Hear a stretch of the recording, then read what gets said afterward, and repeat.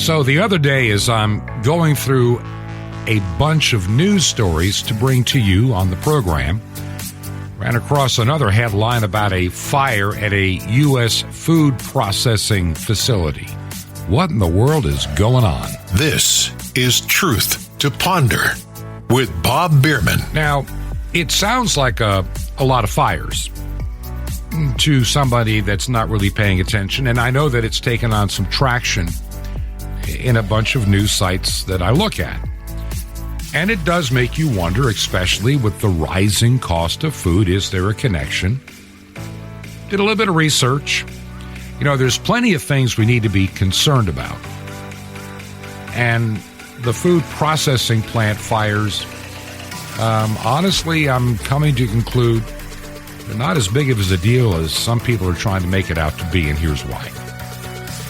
We have 25,000 plants that process food or more in this country. We're talking about, between last year and now, about 20 that have had issues. Some have been minor damage, mostly equipment failure. In one case, there was a small light plane hit a plant in Georgia. But what really concerns me is, why are the prices of food actually going up? These plants that have had issues, most will be back online in the near future. And they represent, 0.1% of processing capability. So I'm not as worried about these fires, because if you look over the years, with 25,000 plants and the grains and everything else, fires have been known to occur, and pretty much, by the way, at that kind of number. So I'm not really going to worry about this fire stuff, because when you look at the numbers of fires that occur in food processing plants, and like in 2019 or 2017 or 2020, numbers are running about the same as they have over the years. These things do happen.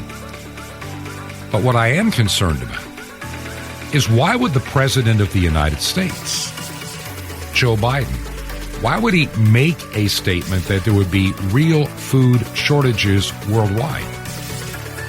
And he says it's all because of the massive sanctions put on Russia. Why would there be food shortages here in the United States for something dealing with Russia? And that concerns me. What are we being set up for? As you probably figured out, as every day goes by, my distrust for this government grows exponentially.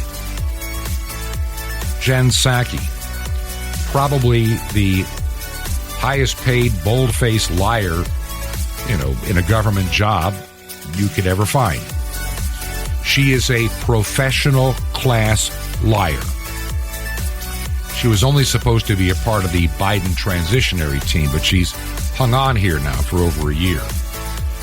And you look at her background in think tanks and other places, yeah, she's part of that deep state, the corporate side of the deep state. The ones that make money off the government type of the deep state. As I mentioned this week already, you look at the Biden administration, it's not incompetence that's going on. This is all by design. I don't care how you put it. This is continuously by design, this destruction of the United States. We spend money, we print more money all the time, and have no real wealth being created to offset it.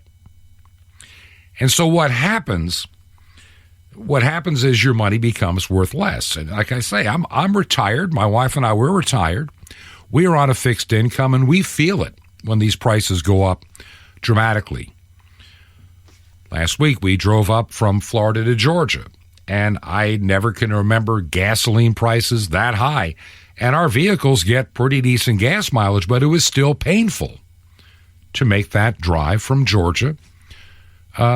Florida up to Georgia.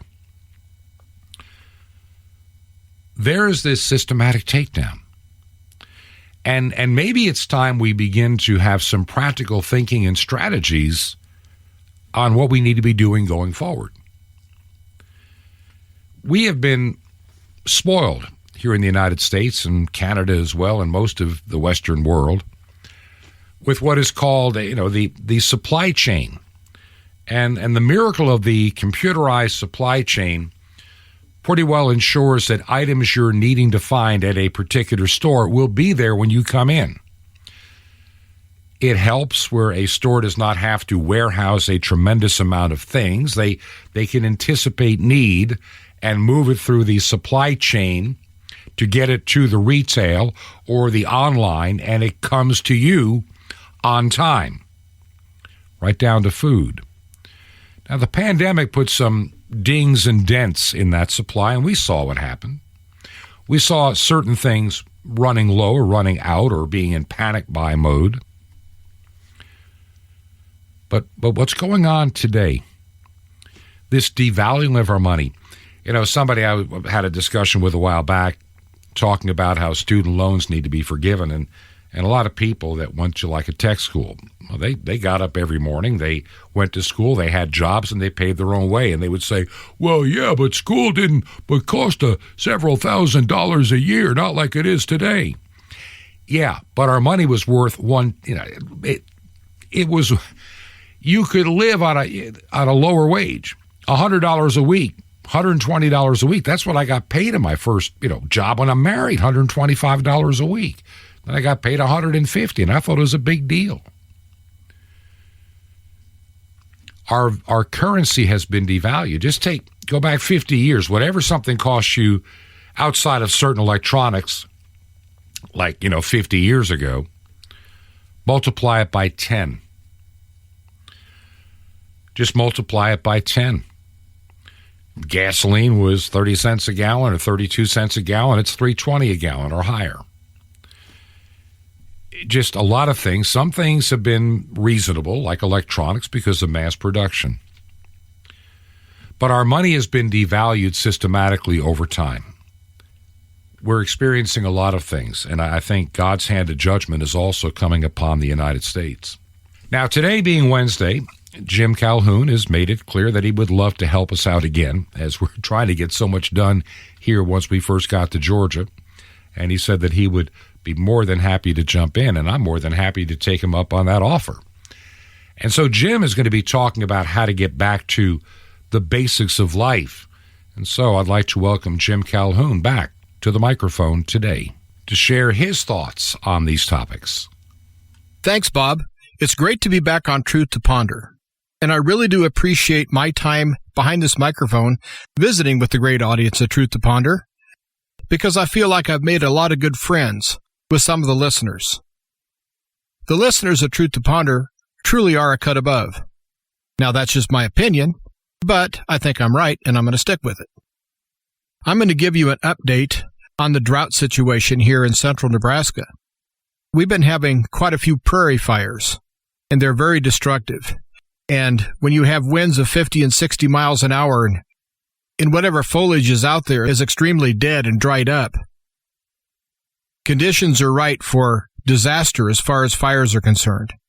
They had to close several highways and evacuate some towns because these prairie fires can go 50 and 60 miles an hour. It's very rare to outrun a prairie fire. There's been countless people killed by prairie fires and also livestock and wildlife. They're truly very destructive. But I do know that my great-grandfather, back in the 1800s, had to outrace a prairie fire, and he had a really good horse. And the horse was named Jack. And the horse has become legend in our family because Jack outran that fire. For over 30 miles, that horse ran as hard as he could to save himself and also my great-grandfather. And so I know that it is possible to outrun a prairie fire, but you don't want to try it. But we did have a ½ inch of rain, which I thank God for. But right after we had the rain, the wind came back up, 50 and 60 miles an hour from the south, very dry, and it immediately started blowing dust again. Now, I'm not saying the rain didn't help, because it was a godsend. Yes, it did help. But it seems like that the hot wind was just trying to suck that moisture right back out of the ground. And I'm afraid that that half-inch of rain didn't do as much good as what we would want it to. But it is greening up just a little bit. And so it's a start. So I would ask for everyone to pray for rain in the central part of the United States. We need it very bad. Not only us personally, but we as a nation. We need this area to produce food. More than any other year that I can ever think of, this is the year that this area needs to produce food. And I'm doing my best to do what I can do to help produce food not only for me, but for others. But I'd be lying to you if I told you that I wasn't concerned, because I'm very concerned over the situation. So I ask for prayers, please, and I thank you. Now, as I start getting ready to do an episode of Truth to Ponder, I pray about it, and then I kind of just forget about it. And I kind of leave it up to the Spirit of God to put it on me. And I just have faith in the Spirit of God that something will come into my heart that I'm supposed to speak about. And so every episode of Truth to Ponder is not planned as far as my episodes. I know Bob works very hard and he plans his very well as he follows the Spirit of God in every show, undoubtedly. And I'm not saying that I don't prepare, but I am telling you that I really don't choose what topic I talk about. I kind of leave that up to the Holy Spirit. And as I was doing my chores this morning, I'd already prayed about it. I started getting one singular thought, and it was get back to basics. And I really didn't know where I wanted to take that, and so I kind of left that alone too. And then throughout the day, as I was doing all of my work, because I have a lot of mechanic work to do and livestock work, and I stay really busy. And it kept coming back to me, get back to basics. And then all of a sudden, the entire program of what I'm supposed to talk about just unfolded in front of me. And I thank God for Him giving me the faith to rely on Him, because that's where faith comes from. I do know that faith in God is probably the most important thing that we can have as a human being. I not only rely on faith every day, I actually live on faith. I'm going to give you an example of getting back to basics. Then I'm going to give you an example of having faith and then being rewarded for that faith. I think God was responsible for the outcome of the story that I'm going to tell you. I think it's a fact, and it's not debatable, that God has His hand in everything anyway. But getting back to basics means that we need to look at everything that we do, everything that we are, everything that we wish to be. We need to boil that down to the simple common denominators of what makes us human, what makes us children of God, what makes us who we are and how we are. And that's ultimately where I'm going to take this show. But now I'm going to tell you the story. I decided that with my hay harvest, I needed to get back to basics. Now, years ago, and I'm talking 100 years ago, they had a technology that is totally forgotten about. And it was called a hay buncher. And I don't know how many people out there are familiar with the sickle bar mowers. Some of you are. Some of you have used them. Some of you have no idea what I'm talking about. So I'm just going to give you a brief description of a sickle bar mower. What it is you have a tractor that you attach a mower on the back. And this mower has a long sickle. And the sickle goes back and forth. It has little individual knives on it that look like triangles. They go in between what are called guards, and the guards are more or less teeth that have a sharp edge on it. So, in effect, you have a lot of little scissors, because as that goes back and forth, it's a scissoring action. And this technology goes back into the 1860s. And up until very recently, that basic technology was still used. But how everyone has used a mower or a swather for years is they just mow the hay down, then they rake it up, and then they either stack it or bale it. Whatever you're mowing, the hay or the alfalfa, simply falls over and stays where you mowed it. Well, a buncher is kind of like having a grass catcher on the back of your push mower that you mow your lawn with. What it is is an attachment that you put on the back of your mower, and it drags behind there, and it's got little metal strips that go from the bar of the mower that have about an inch between each strip that lets the stubble come through, and that way the motion of the mower moving forward and the stubble will pull the hay back away from where you're mowing the hay. I hope that I haven't confused you here. But anyway, what this does is it captures the hay and it drags it along with you instead of just falling over and staying where it's at. And I decided to do that because we're in a drought and the hay we're going to mow is going to be really light. And the lighter it is, the harder it is to rake. It's really hard to deal with. When the hay's really short and it's really thin, it's really hard to deal with. And you actually use more fuel putting up light hay than you do heavy hay. And so I remembered as a kid, people used to have bunchers. All the old men did. And so I decided, well, I'm going to look into having a buncher.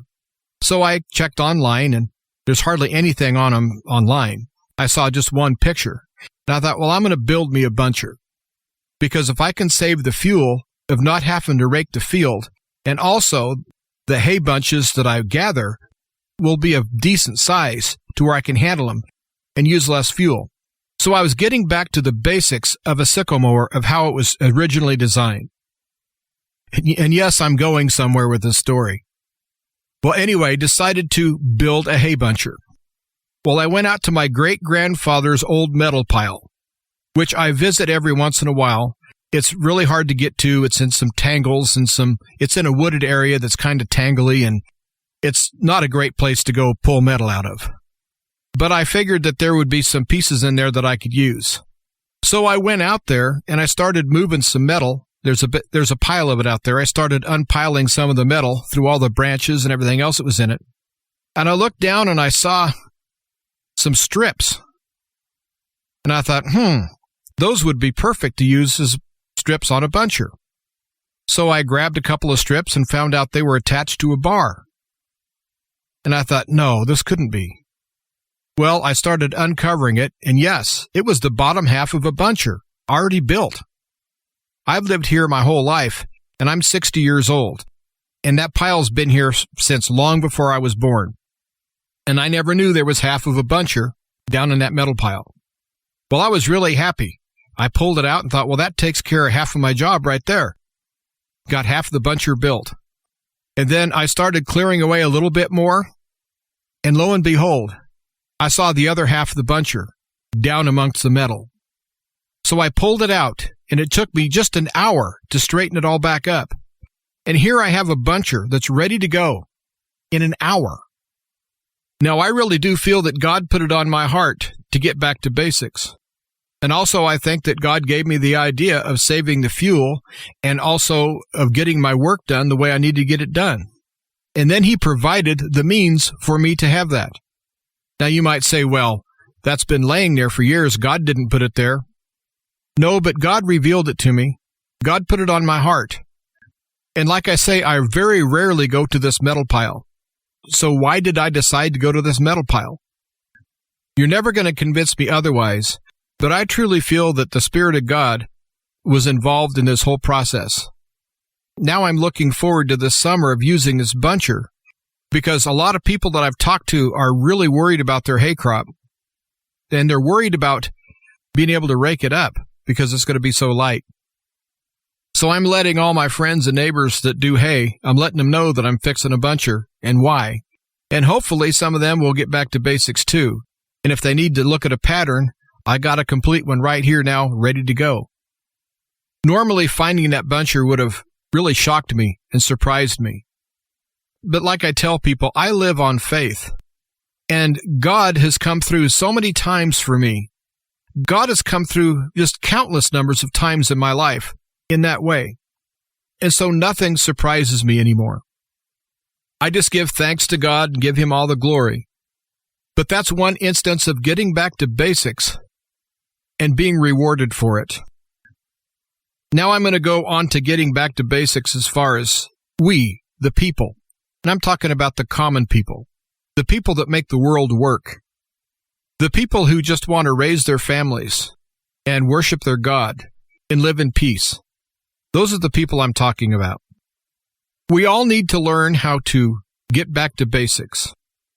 That means something different to almost everyone. So I'm definitely going to base this program on my point of view. And I'm going to start with education. We need to get back to basics in education. Reading, writing, arithmetic, spelling, phonics, and also an accurate portrayal of history. None of that seems to be happening in our schools right now. The emphasis is now on social engineering and pushing agendas of pedophilia and homosexuality and transgenderism and all sorts of things. But the basic thing we need to start with is putting God back into the classroom. Now, do I honestly think that the public schools are going to bring God back into the classroom? No, I don't, because I don't think the public schools are geared that way anymore. I'm not saying that there aren't school teachers that are Christians that do pray and pray with their students once in a while. I'm not saying that at all. But as a national institution, our schools are not going to put prayer and God back into the schools. So therefore, getting back to basics is you have to put God back in school. You have to. Don't wait for a bureaucrat to do it. Why would you wait for a bureaucrat to do anything? You put God back in school. How do you do that? Get back to basics. Do what people had done for thousands of years. Homeschool your children. Period. You might say, well, I can't do that. My question to you is, why? Oh, because I have a job and I'm too busy. Okay, you're too busy for your own kids? Think about that. Why are you working? To gain money. To take care of your children, correct? Or is it to gain money to buy things? Well, it should be to take care of your children. And so take care of your children. You don't have to buy them things. Take care of your children. Homeschool them and put God into your school. That's getting back to basics. And then the whole question on abortion. Is it alive? Or is it a glob of goo? Well, if it isn't alive, then why do you have to kill it? You have to get back to basics. You can't kill something that isn't alive. Therefore, the precious child in the womb is alive, is a person, needs to be protected. Not only protected by government, which I don't think government ever will, but we, the people, need to protect our future generations. Even dumb animals will circle around the young and protect them from lions and wolves and so forth and so on. But what is it about the supposed most intelligent life on earth, which would be mankind, won't even circle around the young, will not protect the young? It's time we got back to basics. It's time we looked at our humanity and find out what our humanity is. And if your humanity is letting children die and looking the other way, well, you need to rethink your humanity. We need to get back to basics. Life is life. Life is precious. Why would we want to have a part in destroying what God has created? So we need to get active. I'm not saying wear ribbons, and I'm not saying hold up signs along the road and protest. That gets us nowhere. And I'm not saying talk to your representative or your senator or your congressman. That gets us nowhere. These people are all bought off. These people are all bought and paid for by the abortion mill industry. That's one of the reasons why so many congressmen and senators are so wealthy. Because there's lots of money in selling baby parts. I know that sounds really crude, and I'm very sorry about that. But we have to look at what is. This is what's happening. We're being farmed. As a human species, we're being farmed by a bunch of very evil people. And these evil people are buying off the people that are supposedly on our side and protecting us. So what do? If you know a young woman or a young couple who are contemplating getting an abortion, counsel them. They may not listen to you, but at least circle around the young. When the wolves attack the caribou and they circle around their young, they don't necessarily save all their young, but at least they go through the effort of trying. And that's what we need to do. Get back to basics. We need to protect our young. We need to put a circle around them. We need to pray a hedge of protection around all the unborn and also all the young children who are born, because pedophilia is definitely on the rise. And day after day, I see another story of a school principal or a teacher who is grooming their children for sexual contact. Yes, this world is that sad and it's that sick. So we need to circle around our young and protect the children at all cost, because there's no use worrying about the future if we don't take care of our kids, because our kids are the future. So taking care of the children now is taking care of the future. That's just a basic truth. We need to get back to basics. Now, as far as the world condition is concerned, we have wars and rumors of wars. We have all sorts of debauchery, all sorts of things that are happening that are really anti-social, anti-productive. The spirit of Antichrist is everywhere. And we do have the masses who, unfortunately, a lot of them are brainwashed into thinking the way they think. So I'm going to ask you a question. Do you think you could live like it was 1920? Do you think you could do that? A lot of people would say, no, I couldn't do that. Well, my question to that is, why? There's nothing wrong with living like you're in 1920. Now, I know some people are probably rolling their eyes right now. They're thinking, oh, God, you don't want to go back to horse and buggy days. We may have to. If we have a world war, if we run out of food, if our electricity's cut off, if we can't get any fuel, guess what, folks? Guess how we're going to have to live? We're going to have to live like it's 1920 or 1890. Do I think that's going to happen? I'm not sure. But do I think it's a possibility? Definitely it is. All you have to do is listen to the propaganda that's coming out of Russia and coming out of Washington and out of France and out of England and all over the world. And that little dictator up in Canada. The world is a mess, and these people don't care. And there's not one person among this group of bureaucrats and politicians that really cares about we the people. So we have to get back to basics, and we have to take care of ourselves. And so you have to ask yourself, well, how can I live like it's 1920? Very easy. Your great-grandparents did. They did fine. And you're living proof that they survived that. And so I think we all need to learn the basic human skills. How to cook, how to sew.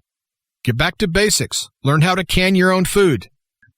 Learn what it's like to be a productive human without a cell phone, without a computer.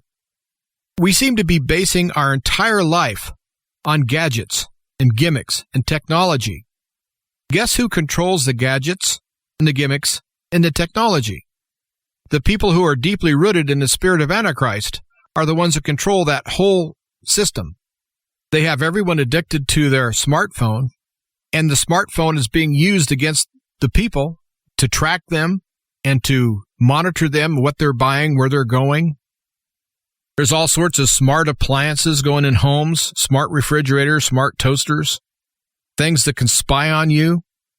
People that put this little computer thing in their house, this Alexa or whatever that is, all they're doing is putting a spy in their house. Get back to basics. Learn how to read a map. Learn how to look something up in a dictionary or an encyclopedia. Learn the joys of reading a book, something you hold in your hand. Rediscover the joy of quiet times, times away from all the technology and all the intrusion that it brings. We truly need to get back to basics. And one aspect of basics is God, family, and country. Those are three basic things that have been around for generations. Well, right now, and this is just me, I don't think that there's a country on earth that isn't infiltrated by the spirit of Antichrist. And so, if you ask me if I support any countries, well, I support the countries. I support the people in the countries. But as far as the governments go, not so much. I just don't see any good coming out of any of these governments. They all seem to be serving the spirit of Antichrist. Now, that's just my opinion. And so I'm going to replace the word country with community. We need to get back to basics. God, we need to put God first. God needs to always be first, because without God, we are nothing, we have nothing, there is nothing. And God created the family structure. We need to take care of our families. We need to get back to basics. We not only need to feed and clothe our children, we also need to nurture them. We need to keep them away from the pedophiles. We need to keep them away from the transgender movement. We need to keep them away from the indoctrination that's happening in the public schools. And some of these public schools have a Satan club where they have kids as young as 5 and 6 years old go into a classroom and have a little club built on worshiping Satan. Do you want your children in that? I refuse to live in that world. There was a professor that said that he didn't see anything wrong with a grown man having sex with an infant. And this person is still teaching. This person is still influencing young minds. Now, I don't want to live in that world, and so I refuse to live in that world. I really can't do anything to stop them, but I don't have to condone it, and I don't have to join. But getting back to replacing country with community.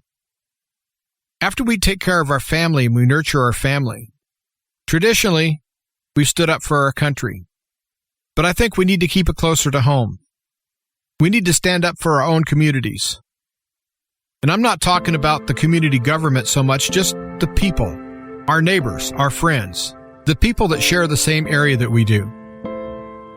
We need to change our way of thinking, away from the international and the national, and change our way back to where it really needs to be, and that's local. And on the other side of the break, I'll be back with part 2.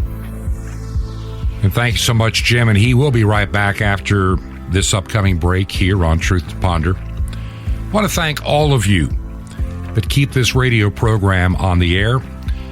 Many of you that support us financially. Also, many of you support us prayerfully. Your prayers are actually very much needed right now. My wife and I have come to a decision to sell our home in Georgia, and we're looking at moving into extreme southwest Virginia to be near family, because as we get older, we don't want to be so far away. And this time will tell, and yet there's so many things that God has laid in my heart to get done.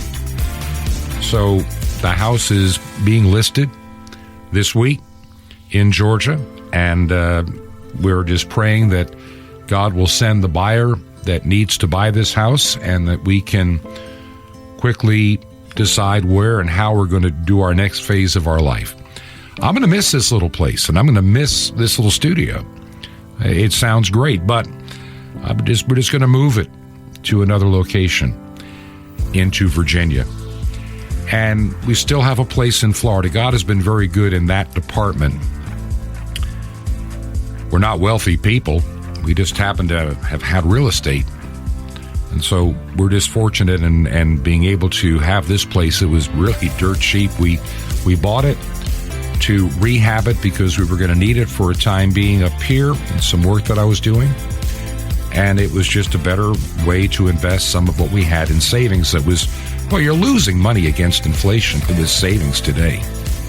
And so we just felt strongly to do what we did here. If you can help us financially with the radio airtime, that's what we buy. We buy airtime. I'm not a paid employee of Truth to Ponder. I'm not. And neither is anybody else. But if you make a check payable to Ancient Word Radio, and you mail it to Truth to Ponder, 5753 Highway 85 North, number 3248. 5753 Highway 85 North, number 3248. The city is Crestview, Florida.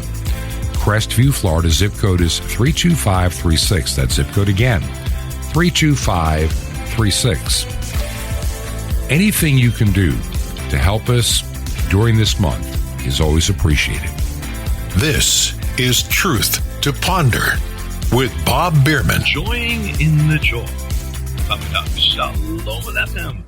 This is the nice Jewish boy, Jonathan Kahn, your Jewish connection, bringing you the riches of your Jewish roots in Jesus. Now get your pen out as fast as you can so you don't miss out on receiving a special free gift you're going to get and love in a moment. Now we say, make the Lord the Lord. Make him Lord of your life. Well, things can only be right when the Lord is Lord. That's right. We say, make God king. Well, that's right. It can only be right in your life when the one who is king anyway becomes king of our life. We need to make God God. Now, he's God anyway, but things are only right in our life when he's God of our hearts. Well, there's something else we need to do like that. See, God is the delight of the universe. He's the joy, but things aren't right until he who is the delight of existence becomes the delight of your life. He is the joy. And so things are only right when he becomes the joy of your life, the joy of your heart, the joy of your desire. Bach wrote a piece called Jesus, the Joy of Man's Desire. Well, it's true. We exalt God as God because he is God. We make him Lord because he is Lord. So we're equally commanded, rejoice in the Lord always. Why? Why? Well, if we're to rejoice in the Lord always, it can only be because he is the joy anyway of our lives. We're commanded to delight yourself in the Lord. He'll give you the desire of your heart. Why? We're to delight ourselves in the Lord because he is the delight anyway, and he is the desire of our heart. Only then will things be right in your life. You made God God? Good. You made the Lord Lord? Good. You made the King King? Very good. But now you need to do something more. It's time to make the joy your joy. Want more? Ask for delight thyself. Now, how'd you like to be able to move mountains? Well, you can with Sapphires, the super spiritual supplement to help turn your walk into a super life with God. Plus the incredible Mystery of the Temple Doors. You'll love it. It's all free. How do you get it? Easy. Just remember Jesus' real Hebrew name, Yeshua, and you call it. That's it. So call 1-800-YESHUA-1 for your free gifts.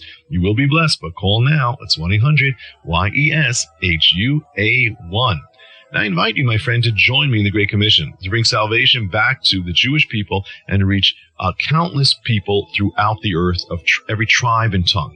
It's amazing. You can actually blanket this planet with the gospel for the lost. The farthest way you'll ever touch the world. How? Just call 1-800-YESHUA-1. You can find out to be part YESHUA-1. Or write me direct. The Nice Jewish Boy, Box 1111, Lodi, Lodi, New Jersey, 07644. That's the Nice Jewish Boy, Box 1111, Lodi, Lodi, New Jersey, 07644. Till next time, this is Jonathan Kahn saying, Shalom Aleichem, rejoice in the Lord always, my friend, in Messiah, Sar Shalom, the Prince of Peace.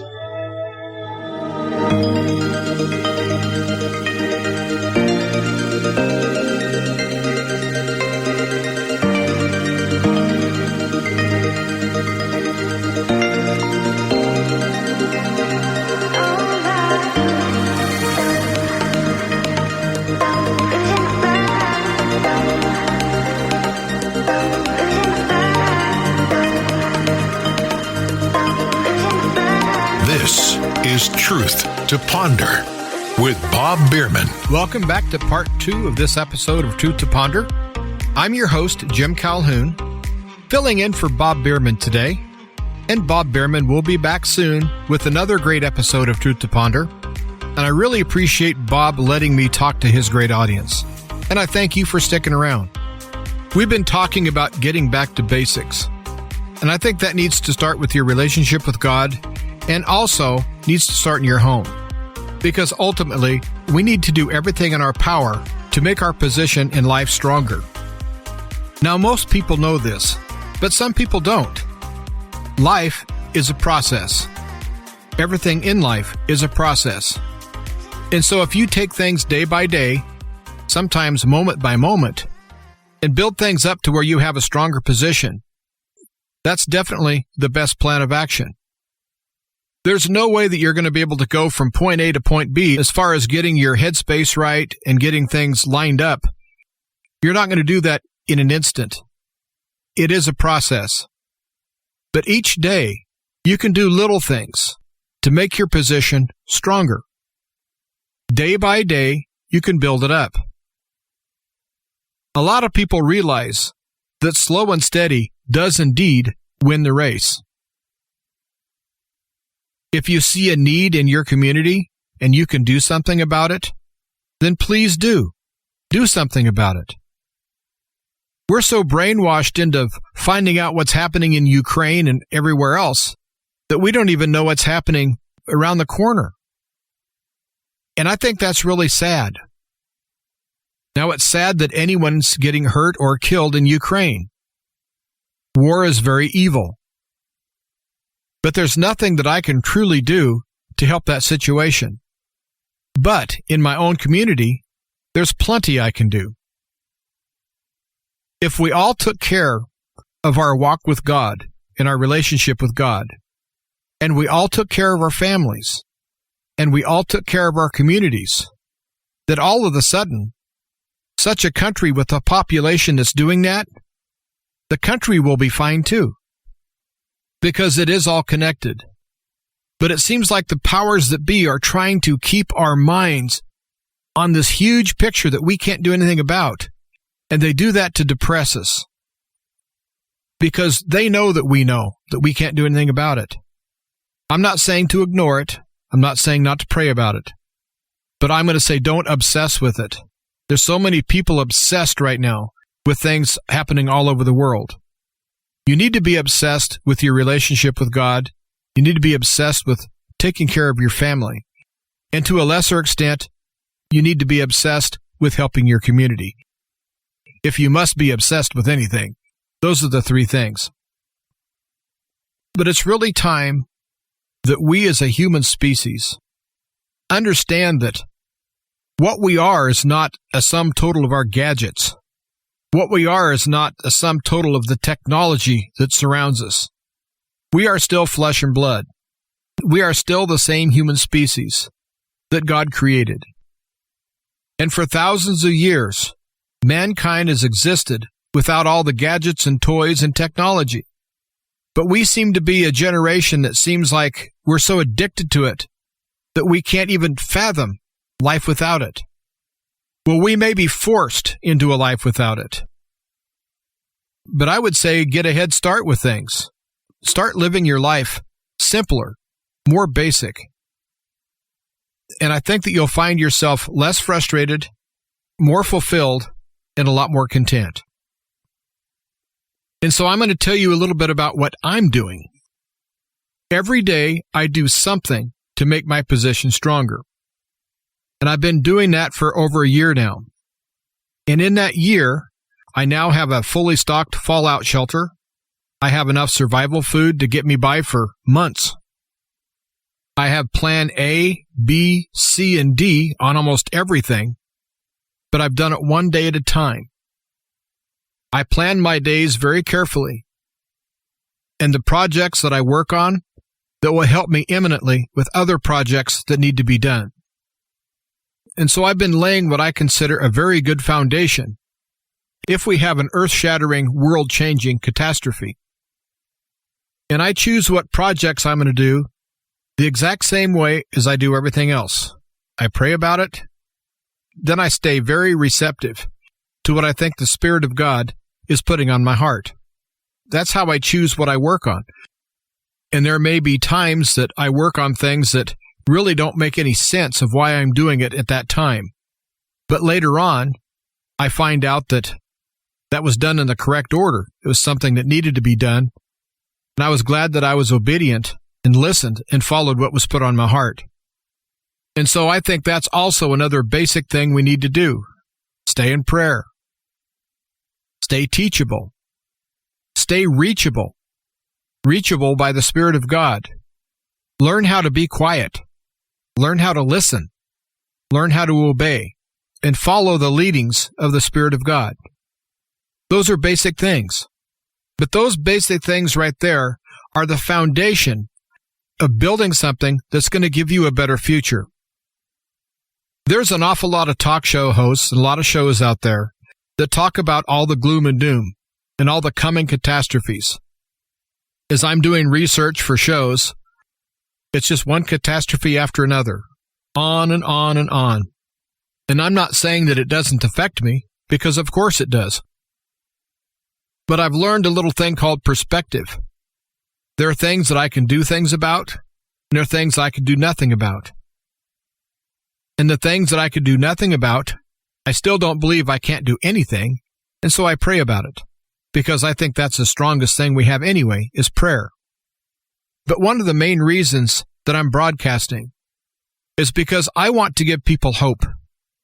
I want to help people build their faith and learn how to live in faith.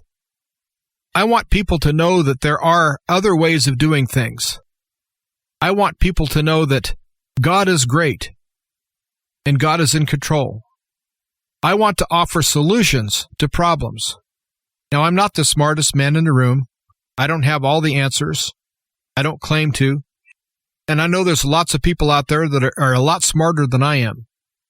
But if I can get you shook up enough to where I jumpstart your own thought process, you might take something that I say and run with it, but only do it much better and much more efficient than I would.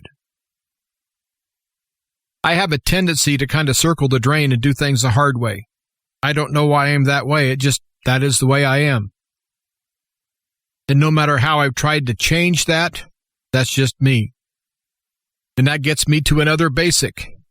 It's time to learn how to be your own best friend.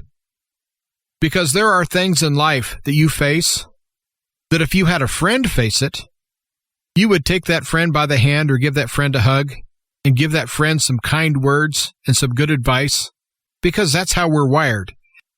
That's how humanity acts when they come to the aid of a friend in need. But a lot of us have been isolated. We've been quarantined and stranded, and some of us have lost our jobs because of our faith or because of our lack of faith in the medical tyranny. And some people tend to be really hard on themselves. They're having a bad day or a bad situation, and they just pour it on. Inside their own mind, they tell themselves, yeah, you probably deserved it. You're stupid. Why did you do that? You're worthless. People tend to look at themselves in a light that's not as healthy as it should be. They look at themselves as being inferior, when in fact, nobody is superior to anyone else in this world. God created all of us for a purpose, and we all have value. And one of the basic things that we can do is to learn how to be our own best friend. When we're having a bad day or a bad situation, we don't need to condemn ourselves and tell ourselves that we deserve that knock that we just got. It's time to have some kind thoughts about yourself. And maybe you did something and you failed. And let's say you failed miserably, but you did your best. If you do your best, you can do no more than that. Nobody on the planet can do any better than their best. Now, don't lie to yourself and don't just go through the motions and tell yourself you did your best, because self-deceiving yourself is not being a friend at all either. And I'm not saying to make up things to justify your failures or what you've done wrong, but I'm saying do not condemn yourself for it. We've all made mistakes. That's what it is to be human, is to make mistakes. But we have to learn from our mistakes, and we have to learn how to move on. We need to learn how to pick ourselves up out of the dirt, dust ourselves off, and face that wind and just walk. That's what we need to learn how to do. But we need to learn how to do that without condemning ourselves. Because ultimately it's Satan who is condemning us.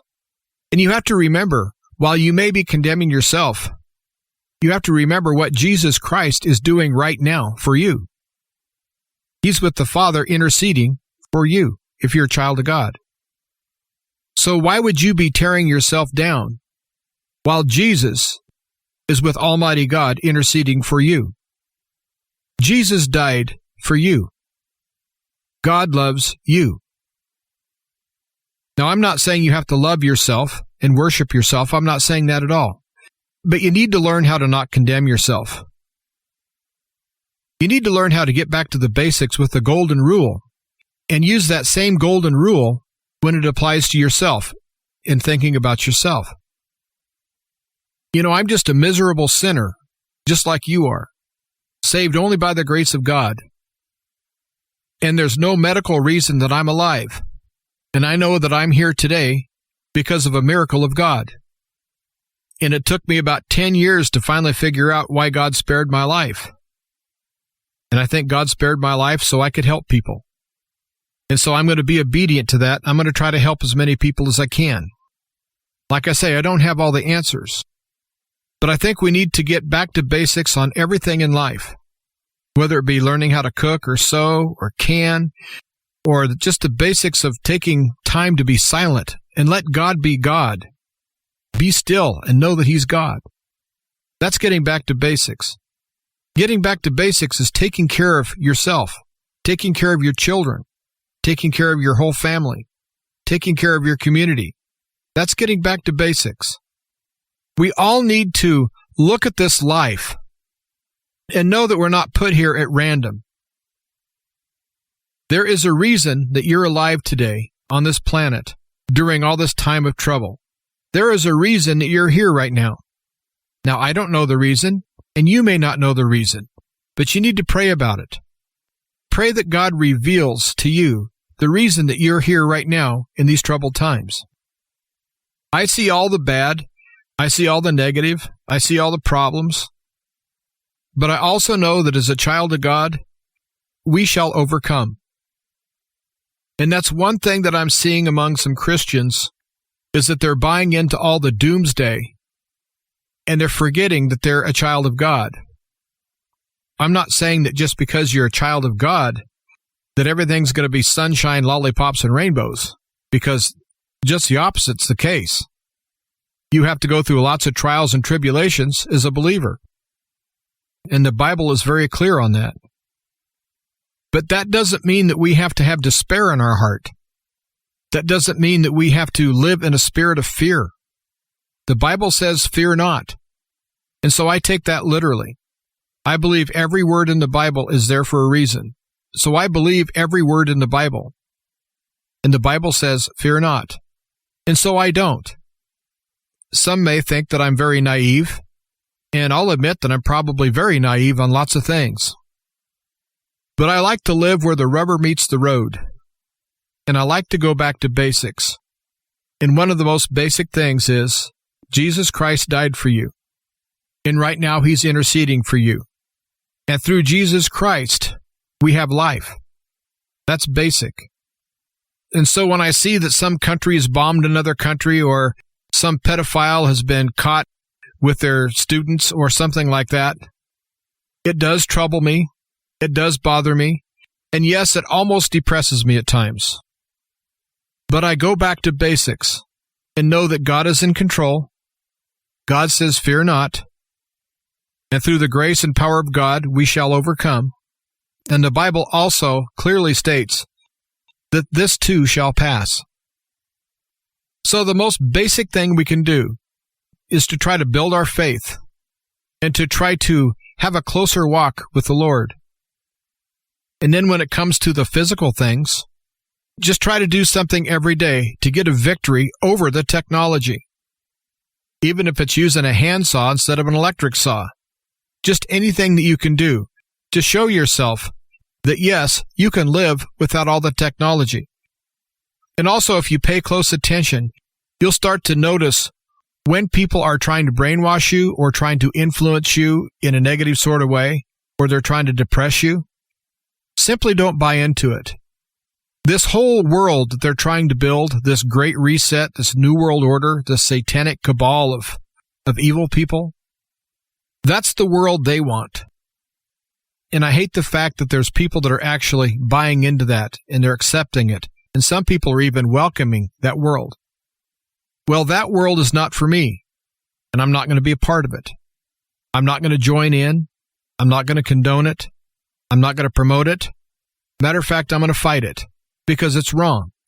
And that's another thing that we have to get back into basics is simple, right, and wrong. It's wrong to mislead a child. It's wrong to hurt a child. So therefore, all this pedophilia and all this brainwashing and all the things that are happening in the public schools is wrong. It's wrong to kill your children. Abortion is wrong. And it's wrong to rely on gadgets and things for your own personal fulfillment and happiness. What is right is God. What is right is taking care of yourself, your family, and your community. What's right is standing up for what is right. And I truly believe that now is the time for all good people to gather together in the Spirit of Christ. Every day I have to struggle with the Antichrist. I'm just like everyone else. I have my temptations and I have my warts, I have my problems. But I have my eyes wide open, and I know what's happening, and I can identify it, and I can resist it and come against it, and ultimately overcome it. But we're not going to resist and overcome things on our own. Again, we have to get back to basics and build our faith, because it's our faith in God, above all else, that trumps everything else. Nothing else really truly matters. And the Bible does say, fear not. So we should never live in a spirit of fear. Well, I've really enjoyed my time today on Truth to Ponder. I hope that someone got something from my message. And once again, I want to thank Bob Bierman for having me today. And thank you again for listening. And until next time, everyone, please consider what I said about getting back to basics. Stay strong. Stay well. But most of all, replace fear with faith. Once again, thank you, Jim Calhoun, for stepping up to the plate and helping me out again. Now, last week you did yeoman's work. You did 3 of the programs, and it meant a lot to me for us to be able to travel to our home in Georgia, where this week we are trying to get things ready for it to be on the market to sell. And this weekend we plan to spend a little time up in Virginia with the daughter, and probably a few days beyond, to get an idea what may be there for us. We just feel the time has come to make some changes while we're young enough and able to do it. As you get older, this moving stuff and trying to get your life back in order is not quite as easy as it was maybe in our younger years. And so keep us in your prayers. Keep this sale of this home in Georgia in your prayers as we prepare to sell and move and head up to extreme southwest Virginia.